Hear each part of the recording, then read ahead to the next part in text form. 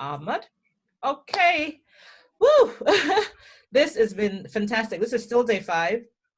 We have Ahmad taking the future of work. I think I love this topic a lot. Um, we had a we had a session together on Instagram Live, and we talked about this. A lot of questions, a lot of feedback, and I'm excited that he has the time to now delve a bit deeper with you, and then you can ask questions. Some of you have been here consistently. I must think of what awards to give, honestly. And Ahmed has already said that Steam Ledge One Mind sponsoring some of them. So when I can think of some great ideas, like I would think data, I think is always a decent thing. We would figure it out and would find a way to contact you. Yes, it's a good idea too. So I'm handing over officially to Ahmed. Ahmed, the floor is all yours, and I'm here as co-host. And then whenever Sandra joins in, I'll make her a co-host too. And toward the time when you're ready, we would either read the questions for you, or you can just go through them yourself. Okay? So Okay. I'm right here, but I'm just going to put the video off a bit. All right. All right. Thank you very much, Mrs. Opashi. I Thank you. think this week has been really, remarkable. I'm really impressed. And welcome to my session, which is about the future of work. Basically, what this session is about is really action plan for parents, schools, and colleges.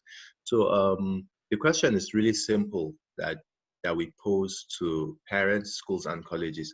What are we doing collectively as educators or as parents of those that we want to educate to really see how do we how do we position our upcoming kids to basically be ready for the future of work.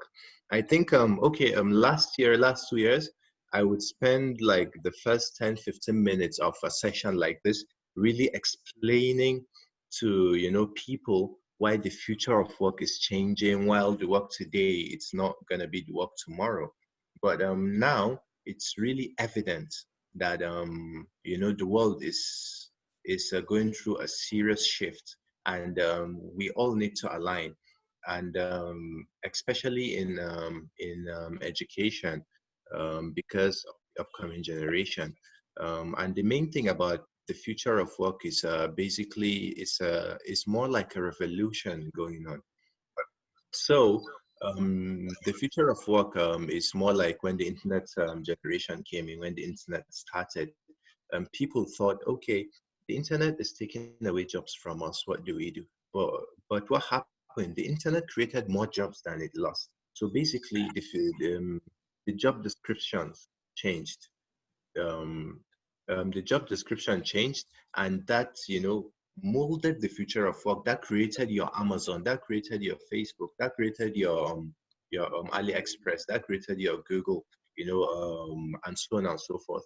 Whilst before, there were manufacturing companies that were leading. If you're not a manufacturing company, like for example, a car manufacturing plant like Ford, or or Mercedes or something like that, you were not at the top of the chain. But that changed, drastically. Now, for you to be at the top of the chain, you have to be Google, Apple, Amazon, AliExpress, and so on and so forth. And it's internet that actually made that happen. So now we're going through. So now we're going through another, industrial revolution, which is the age of technology, the age of AI, the age of machine learning. So what happens is a lot of the jobs that humans can do, machines can do them even better. So what happens? So we're trying to see, okay, how do we position our kids, for that shift? Because the job description is changing. A lot of it has changed, and a lot of it is going to keep changing, like and so on and so forth. So I'll take you through a journey. This session is not supposed to be cumbersome. I know everyone has had a long day, so it's just supposed to be a light session, but that asks the right questions. So at any point in time, so at the end of the session, I'm gonna entertain questions, and we're gonna interact. So I'm just going to go through. So present reality. So this is the year 2020. I'm going to take you all on a journey. So the main thing now is work is no more location specific. I think you all agree with me that if you need your work done, you don't need a lot of the job opportunities now. You don't actually you don't actually need people to be in a confined space to actually make that work happen. So, which gave birth to freelancing. And now freelancing is actually even more modified and even more specific, that a lot of established companies, they actually use freelancers or they outsource jobs to other platforms, which is another form of freelance. And now work doesn't need your presence, it doesn't need your presence. So, there's virtual space, virtual learning. For example, this meeting now is happening virtually. It's all as a result of technology and so on and so forth. Then we have the technology-driven and AI-driven personality, which is more into, for example, personalized learning. Personalized learning can basically tell you how your child is doing, which areas is weak, which areas is doing well based on the data that it can collect from your child, based on the questions that he attempted faster, based on the questions that he failed more often, based on the paragraph that he studied more time reading and the ones that he didn't really study time more reading. Those those data can help you get the full information of your child. So that is AI as well. And then the changing job descriptions and so on and so forth. And then now this revolution has started, but it wasn't supposed to be this fast. It was supposed to be like 2 years slower than it's happening now. But because of COVID-19 now, we're actually having to accelerate, in these things. On a normal day, if COVID didn't happen, actually never ever happen on Zoom. We would say, okay, maybe in the year 2022, ASNI will start in Zoom, but not in 2020. So now that it's happening, a lot of the, things have drawn back.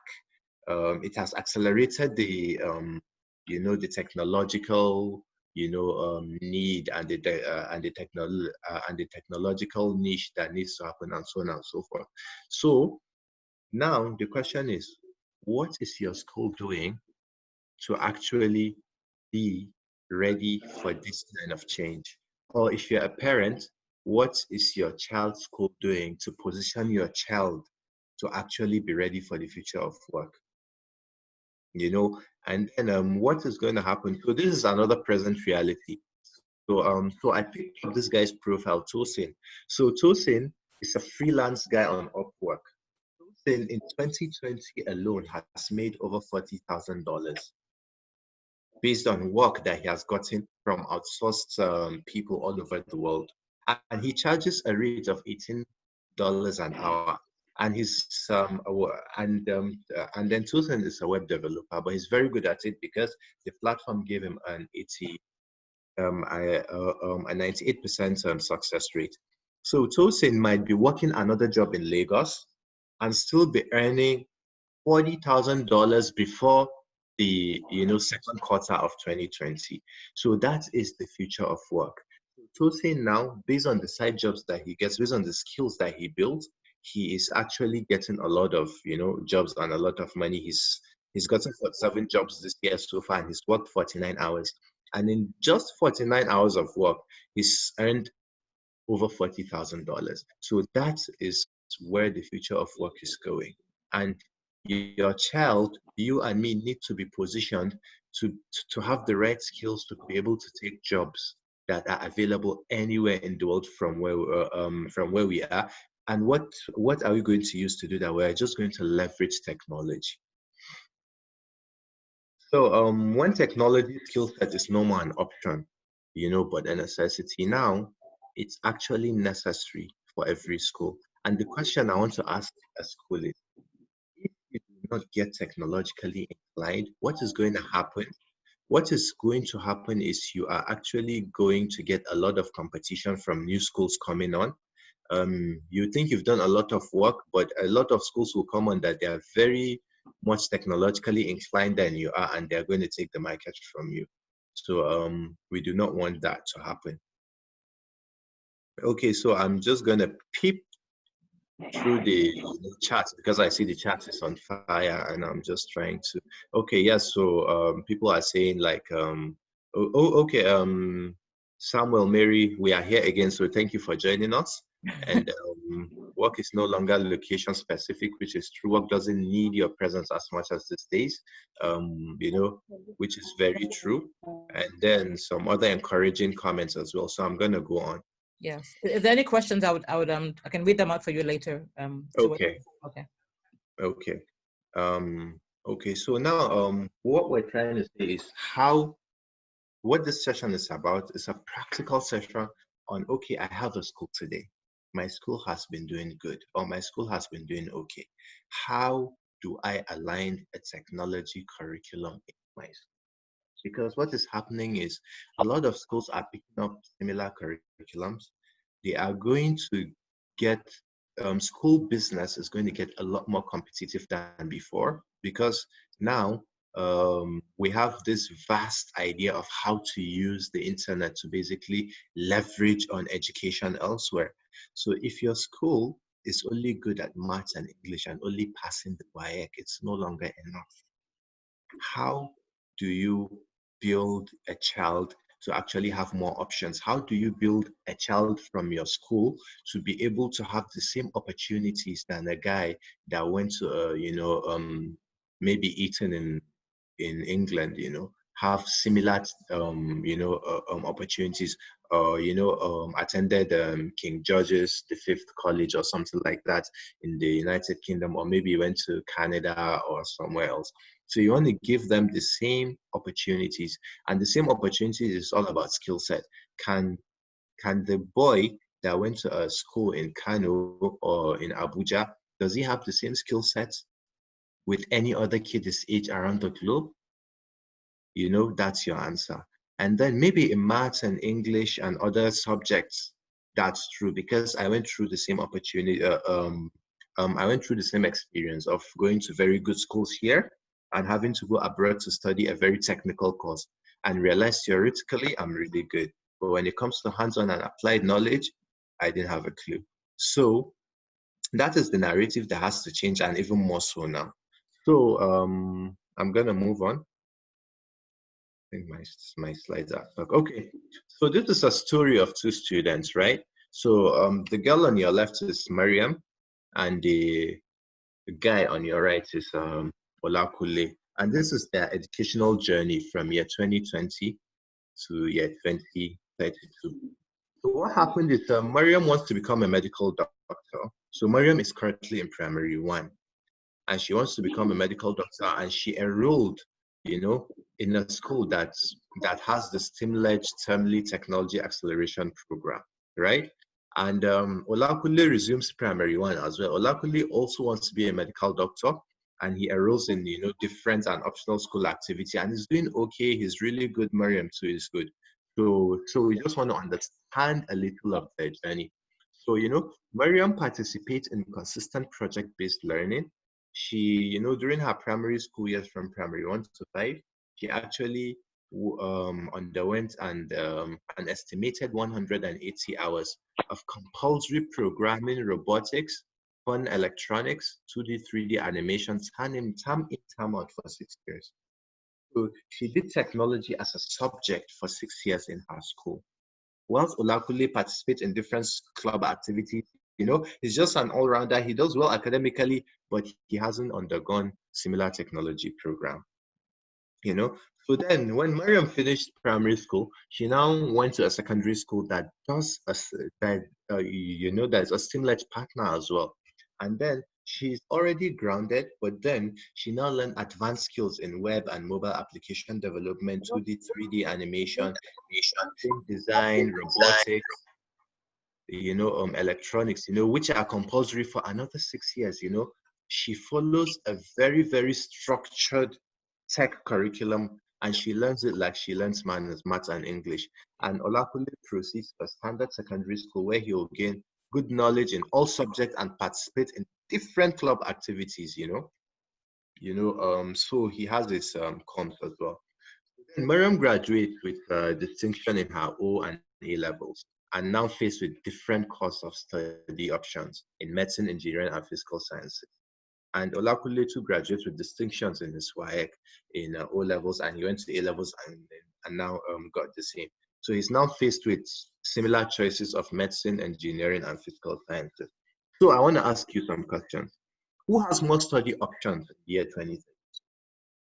Who is more employable? Who can work and study at the same time? Mariam. You know, they can study at the same time and then work from their system at the same time. Yeah, somebody said Mariam. Mariam. Mhm. That's it. Who can switch careers? Let's say Mariam started medicine and then she realizes they both started and then they realize, look, medicine is not my true calling. I need to switch to a different career. Who has more career options? You know, the answer is very, very obvious. And then who has more, propensity to excel in in the future of work? For example, Miriam goes into the field of medicine. She finishes medicine. She's a doctor. And then she has all these technological add-ons. She's going to excel in her place of work wherever she finds herself.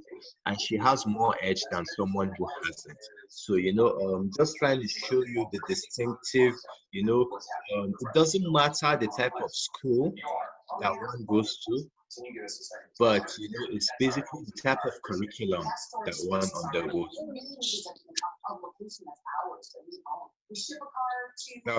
All right. Please, can we mute? Yes, I would find whoever the person is now. Okay. I'll do that. Okay. Okay. All right. So now I'm just going to explain a bit more how the technology acceleration program works. Because what we want is, if you're a parent here, immediately after this session, text your school administrator, call your school owner or the school principal, and ask him, what is the technology program that you have for my kid that it's currently going on in your school? What is, I want to see the framework that you follow that shows continuous learning, not just random learning, continuous learning of technology, that is going to make a real difference, in their lives going forward. So, for example, we have the beginner program that we run in primary schools. So all these programs are independent. So like a child can start even if it's in primary or in junior secondary or in senior secondary. For me, I started when I was in university and I got really good at it, so it's fine. But then I'm just one out of 1,000 people that could do that and still get the opportunities that I have today. A lot of people would have gotten better opportunities if they started much earlier. And I'm going to tell you a few stories of those people. No, in fact, I'm going to tell you now. So for example, if I go for the tech big guys, yes, for the big tech guys like Mark Zuckerberg of Facebook, is someone that, although he dropped out of university, but he started coding at the age of 13. Bill Gates has always been fascinated with computers since he was 6 years old, and he wanted to know how they work and what they could become and so on and so forth. So that early technological access is definitely key. And there's someone that I want to tell us about who is more, I think, who we can relate more to, who is a company that we've seen in this program. I think which is Flexiserve. Flexiserve's founder Faiz Bashir. He's like a mentor to me, so I kind of understand some of his stories. And he started coding at 13, and he ended up building a company as big as Flexiserve that employs over 200 people, and they serve about in hundreds, about over 500 schools in Nigeria. They work with NECO, they work with PTF, and so many other things. So this is just to kind of show that early technological access is definitely necessary. So I'm going to take us through what we do for beginners. So for beginners, we introduce them to the idea of computing and coding itself, block programming, let them be able to create interactive stories, animations, games, music, and art, and, share their creation. And then we move them into understanding the concept of how smart electronic devices work? What makes them come together? Let them become the inventors of technology they consume. Then we kind of use theoretical principles to solve real life problems so that they can see how knowledge is a bit more applied. Then we use, geometry to create animated stories incorporating movements and images, use variables and broadcast statements, and nested loops, as well as drawings of more complex shapes to really, really make them get the idea of, and concept of the programming, have a solid fundamental knowledge of basic programming concepts. That, in itself is something that is really, really remarkable. And in the formative years of any child, they don't need more than this. This is absolutely what they need. Then going forward, if they've been on the program, then they can understand, they can apply knowledge of block programming in objects, which automatically becomes robotics. Then they carry out basic concepts, in different programs, Alice, Code Lab, and so on and so forth. And then, do compressions of images, and they will be lost into the world of computer programming, and it's just very, very seamless for them. And for the senior secondary, they use, basic engineering skills and knowledge to build and program, robots using different hardware and applied software kits. Then we have applications of basic electronic sensors and actuators. So we build simple automation projects with them. And then of course HTML and CSS, so that they can build basic websites. Then they can add WordPress, Bootstrap, and probably go into JavaScript as well, so that they can create more dynamic websites. Then they can build playable and user-friendly games, and then beautiful graphic design. So if at GSS level, you're a parent, your child can do this, then you know that when he is on a computer, he's doing something productive. If you're a school, if you can showcase your students, they can do this, I think that would show a lot of progress in your school. If your students can, understand the basics of Python programming, they can build interactive apps using, MIT, App Inventor, and so on and so forth. And then we introduce them to, various program packages. We build it in a way that is continuous. So just as when they do this first time, second time, third time, just this first time, second time, third time, and so forth. So like it's a very, very thought out and structured process that basically promotes continuous learning, so that at the end of the day, those options your child or your student is supposed to have, you have given it to them, and you have allowed them to be able to compete in the future of work. The statistics keeps going that between 45 to 65% of the students today would work in the next 10 years. They're going to work in jobs that do not exist yet. So you are basically creating them into world. You are making them, ready for the world of possibilities that you don't know about. They can go and, fit into AI automation jobs. They can create, programs. They can become the inventors of the technology that they consume, rather than the passive consumers of it. And then in the, ethics classes, they code, their own apps and games in, Python, like they play around with Linux operating system and so on and so forth. They go deeper into web application and then publishing on real life servers.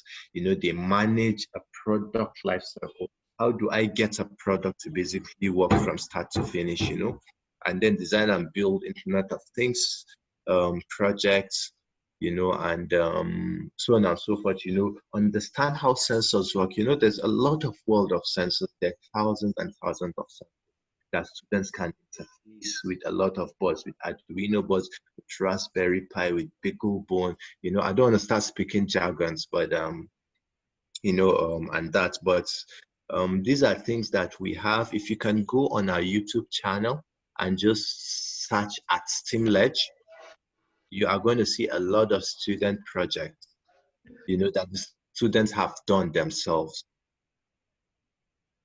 And then you can see a lot of what I'm saying more like come to life, because some of the videos are a bit long, so I couldn't really embed them here. So go on our YouTube channel and try to, watch 1, 2, 3, 4 videos, or go on our social media, mostly Instagram, and you're going to see some of the work of our project, of our students and some of our partner schools.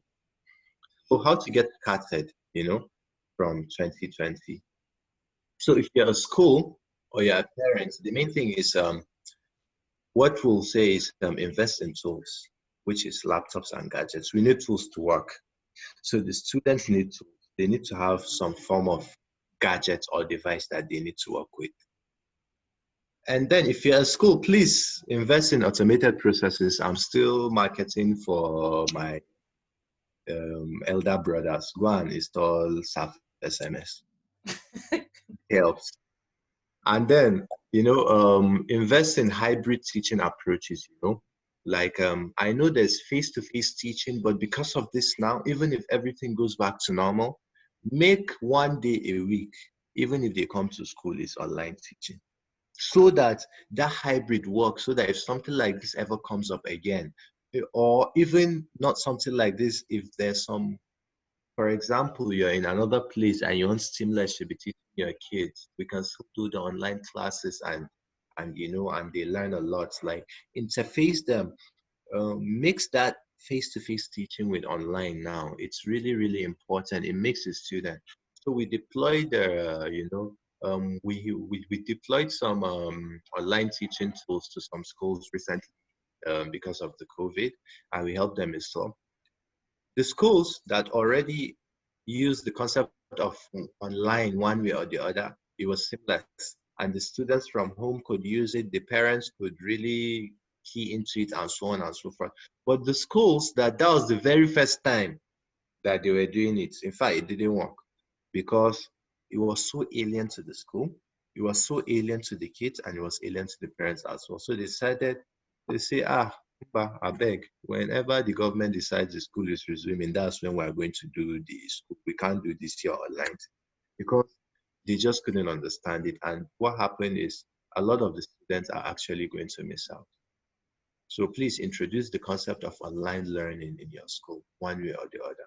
Even if it's partially, one day a week, let their Friday classes be online. Or, for example, at STEAMledge, we work 4 days a week. We work only Mondays to Thursdays. And that's before COVID. And we have Friday, Saturday, Sunday off, but we normally hold our office online on Fridays, and it's just a few hours. And we found it was much more productive than working 5 days a week. So I think this is just a food for thought. Let it poke your imagination. What if, try, if it works for you, integrate some part of, online teaching, so that everyone gets used to it, so that even if your school is partly online, partly face-to-face, like it's going to go very smoothly. And then the most important part of this, that's why it has the big block here, invest in lifelong technology acceleration program learning subjects. Integrated as an extracurricular subject. The reason why I use subject here is because it's not supposed to be optional. If you give it as an option, I'm a parent, make it optional for me, you're telling me that it's not important. And believe me, it's too important. In fact, it's over important. It's importanter, like, if I'm allowed to use that word. Important. Yeah, really. So the concept of making it optional wouldn't work, because students might drop in and drop out, drop in and drop out, and it would defeat the whole purpose of continuous learning. So integrate it as an extracurricular subject. And that's why the concept of online is here. Even if you think your timetable is packed, you can create outside school hours, but it's still compulsory. There are some schools that they have, I know some schools, they normally have 2 computer periods a week, and they give STEAMledge 1 for tech acceleration program, and they maintain the other one for the normal UBEC computer curriculum, which is fine. There are some schools that they were able to create a whole new period on the timetable for it. And there are some schools that they created it after school, but it's still compulsory for all the students. So that means one day a week, if we close 3 p.m., one day a week we're going to close 3:45 p.m. or 4 p.m. Oh God.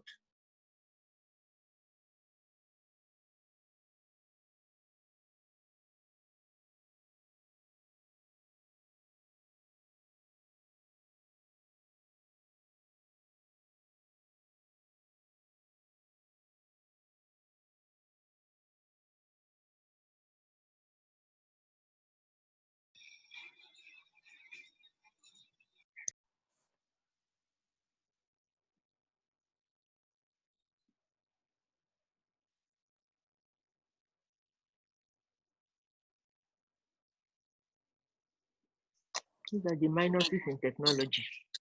Okay, hi guys. Can you guys hear me? Hello. Yes, we can. Yes, we can. Yeah, we can. Go ahead. We can hear you.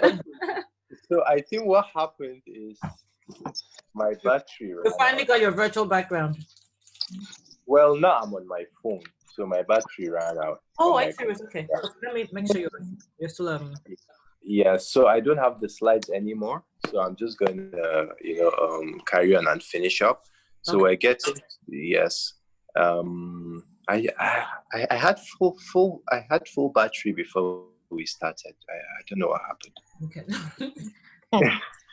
Yes. Asking has taken us all day. That happened. Yeah, that happened. Thank you, Mr. Jala.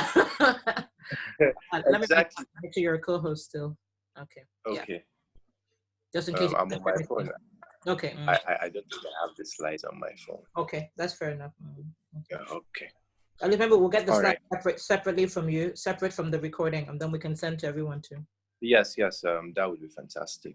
Okay, I think I've discussed the most important bit is getting to basically integrate it in your school, because now what will happen as a school owner, really, believe me, a lot of young schools, the schools that have been in operation for like 10 years, 15 years, 20 years, 30 years now, the problem at that point is, okay, they've made a name for themselves. They've had some really, really good alumni that are doing really good things. But now they're at that point where they really need to understand that they need to innovate, or they are actually going to die. New guys are coming up, and they're coming up with new stuff.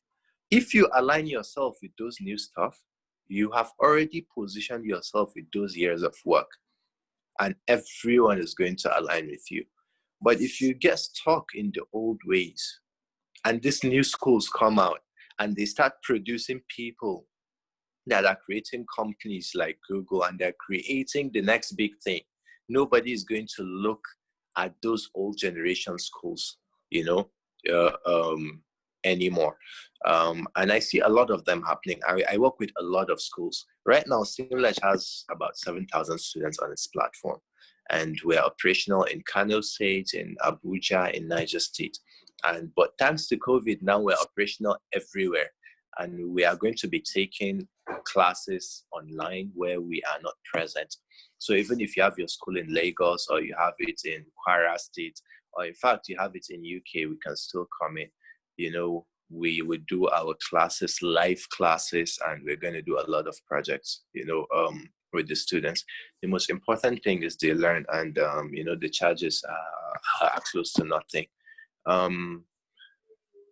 Okay, so someone is asking, are the prices friendly? What are the costs per child? Okay. So, the prices are actually really friendly, and we need to speak to your school first to really create a package. So we do tailored curriculum for your school. So the more the numbers, the lesser the price, and so on and so forth. And I was supposed to, in my last slide, I had the contact information page, but unfortunately I lost that on my system. So I think I'm just going to type it out. How can we really put it there? So Mrs. Opachi, can we go to questions? I can see a lot of people's hands up, and we can. Most people asking about prizes. Sandra, are you here too? Let me see who else. Yes, my Okay, so can you scroll down? Are you guys joining in? a few minutes back. Okay, most people are there comments here. Let me just see. There are a lot of comments on us discussing about the curriculum needing to be worked on by the government. Okay, I think that's why. Yeah, some people are just commenting on things that we need to do, and we're agreeing with everyone else. Let me see where it is. Okay, parents should invest in gadgets and internet access. Someone says, we would appreciate if you could send your details so we can watch the videos you talked about. Yes. Okay, two people have their hands raised. So I'm going to allow them to speak. I just want to go over this to be sure that I have everyone. Someone talked about, these are mostly comments. Someone says to get the recording. Yes, everyone asked for the recording every time. Yes. Someone says, do you attend to individual clients? Okay, so we do in Kano and Abuja only. Okay. But now we're online. So the thing is, wherever your child is, we can attend to him individually. Okay. So you can speak to us as well. So if you want to see, and then if you want to see the videos of some of our students, please just go to YouTube and search STEAM Ledge. Okay. It's very unique. You're going to see a lot of videos. Okay, so we have okay, Dr. Bukala's hand is up to speak. So Buki, the floor. You have the floor. Hi, good evening. Good evening. Good evening. Everyone. You're winding down gradually. Yes, almost. Yeah, it's been a good one. Team Ledge, it's nice seeing you again. I met you 2 years ago at ASNI. Yes. Sessions. If you remember, you may not remember the details, but I loved your product so much and I really wanted it for my school, but the price was not, just couldn't go. You know? Yes, I remember you very well. But the thing is, I think the prices, so we have actually reviewed our prices. And what happened was our prices were a bit high that time because we were still not present in Abuja. Okay. So like the company hasn't really invested in the Abuja market then. So we really, so for us to come over to Abuja, you know, the prices really had to make sense. But right now we've invested a lot of money in Abuja market. We have our office in Tama, in Eric Close. We have a full team on ground. And in fact, we've gone less than half of what we told you that time. Okay. So we can start revisiting. Yes, definitely. Buki, don't revisit. ASNI is going to revisit this. We have to break the prices down. We are going to break the prices because we have schools across board. Schools in the rural area, schools in the urban area. And if everybody is going to key in, we are going to take all the things everybody wants. We are going to profile it and have the different bouquets that will fit everybody. So take that down as one of the things we're going to do. Please. Okay, I'll put that down now. Yes, put that down. Thank you, ma'am. All right, thank you very much. Amber is looking at twisted your hand. Yes, we're gonna do that. Okay, so you can be anywhere. Someone is asking, are you in Lagos? Now that they're in the virtual world, they're anywhere. Yes, in the virtual world, we're in Lagos. Physically, we are not, but we can handle any Lagos clients online. Okay. Yeah. So, okay, we will do that. Does anyone have any other questions to ask? Your contact details are here, and good. There's a question here. Yes, keep typing that, please. What advice would you give small school owners that are interested in adopting STEM education, like the tech acceleration program you showed, but have limited funds? Okay, so the thing is, please, if you're a small school and finances is your issue, talk to us and we can see, okay, how can we get, how can we work with your school? What do you have available? How can we work around that? Probably we would cut down the number of visits and increase the number of hours every time we go, or we mix it up with physical and online. And you know, there are various ways we can work together. Just that if you're interested, just speak to us, Andy, and I'm sure we could find something that would work for you. We are here in Kano, and in Kano alone, we have thousands of students. Wow. Believe me, if Kano schools can do it, there's no reason why Abuja schools can't do it. There's no reason why Lagos schools can't do it. Like a lot of, in fact, when we started in Kano, a lot of the parents, a lot of the schools, 99% of the schools are not used to paying ₦1 extra for any club activity or extracurricular activity outside of school fees. But none, as in even if it's swimming, none, they weren't used to it. So that was a whole war, but they still understood the value of it and they still paid for it. So I think it's about, making people understand the value of it and seeing it. And seriously, our jobs have been made easier by COVID. Yes. In terms of now, I don't need to spend 20 minutes explaining to one parent why her child or his child needs to learn technology. They already know. The question is, how do my child get up to speed? Once the charges are reasonable and we have a properly laid out curriculum, that a child can go through, there's no reason why any parents, that really understands the value of education, we don't want to opt in. We have them, in Kano is our largest market. We have a lot of students in Kano. In Niger State, Minna, we have a lot of students in Niger State, Minna. And yes, and now we're in Abuja. We came into Abuja fully in January this year, and we're looking to have all the Abuja schools on board as well. And we came to Abuja based on request. So I'll tell you this, a parent, how we came into Abuja, a parent in one of our partner schools in Kano, he used to live and work in Kano. So he now moved to Abuja. His work has moved to Abuja. So he had to leave Kano.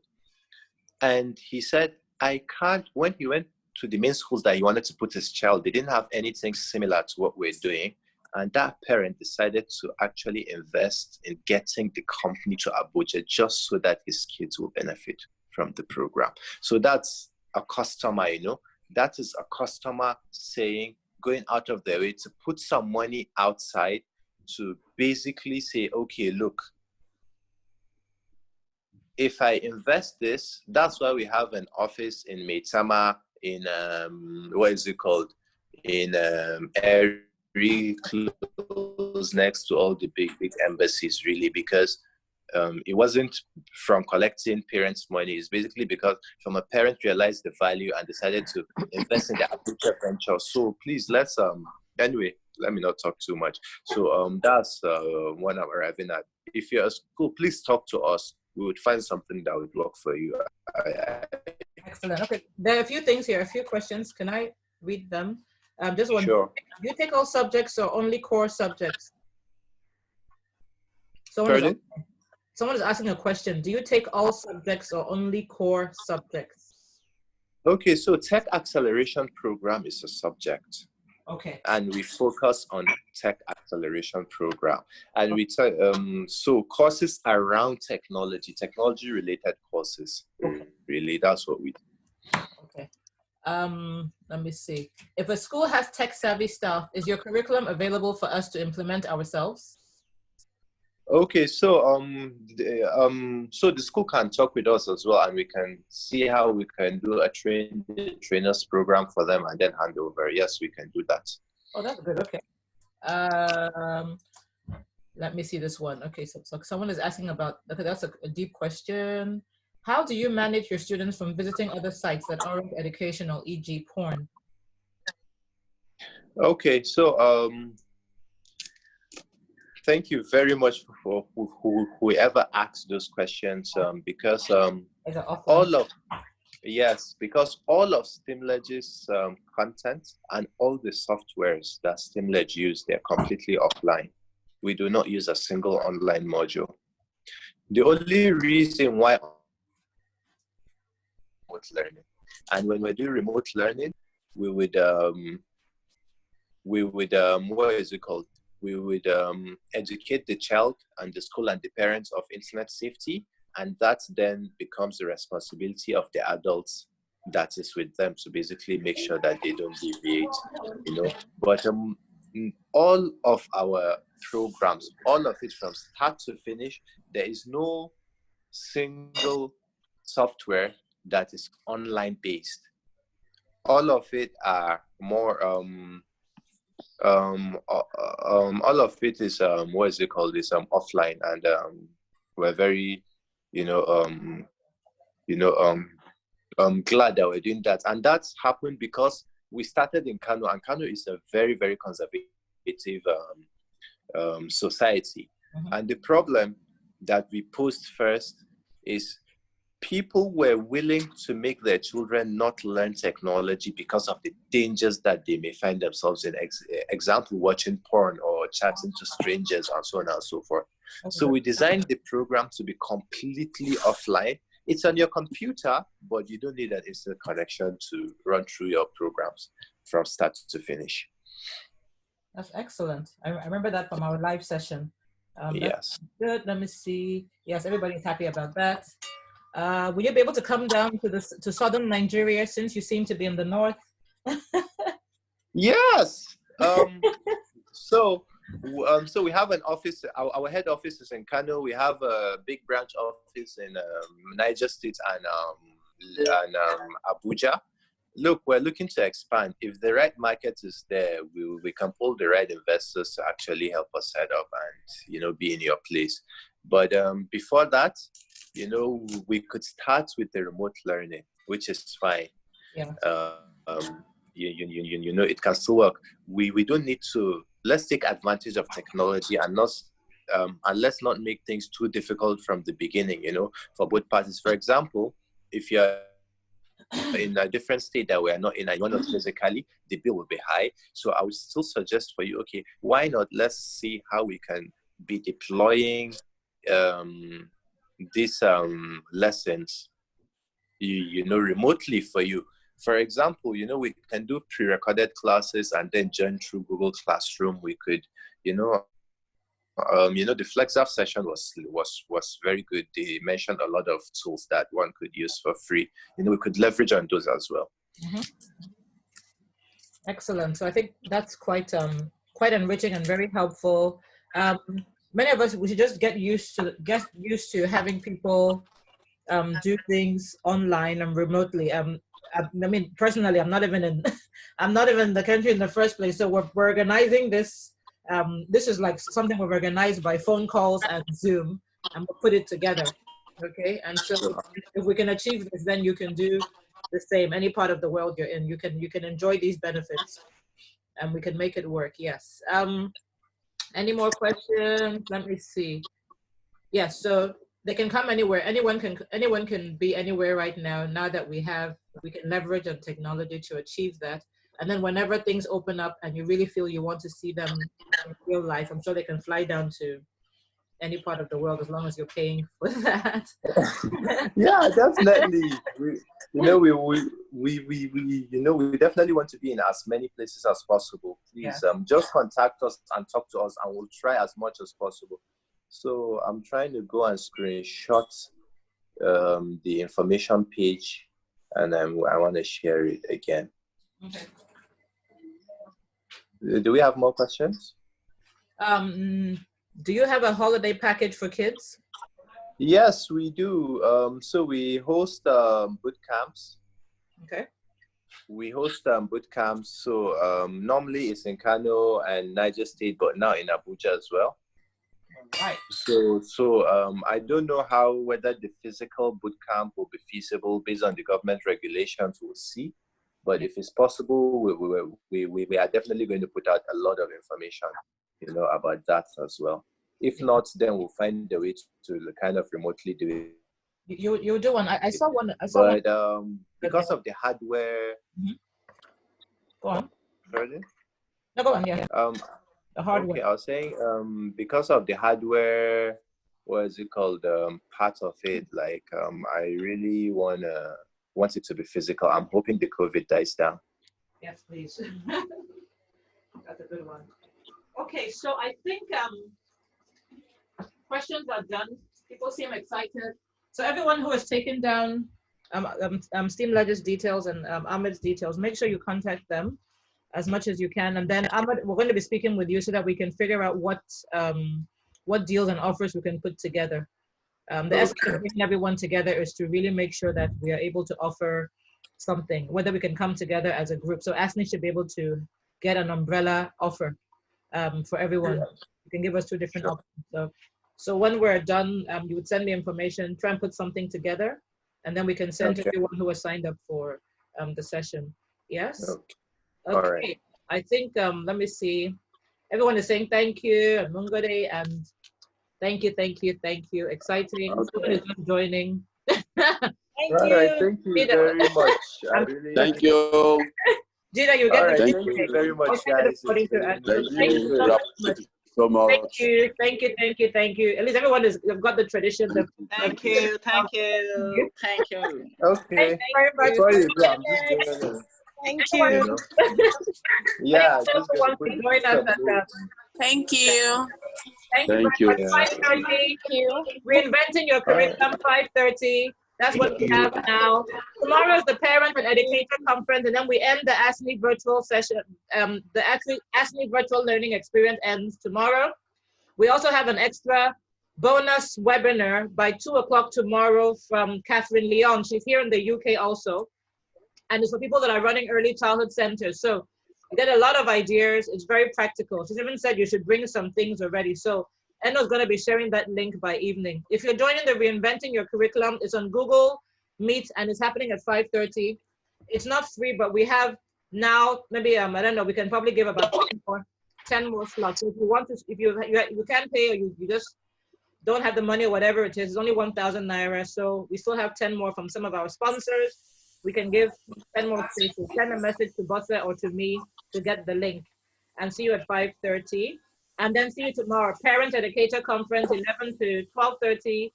We have some really dynamic speakers, and then 2 o'clock.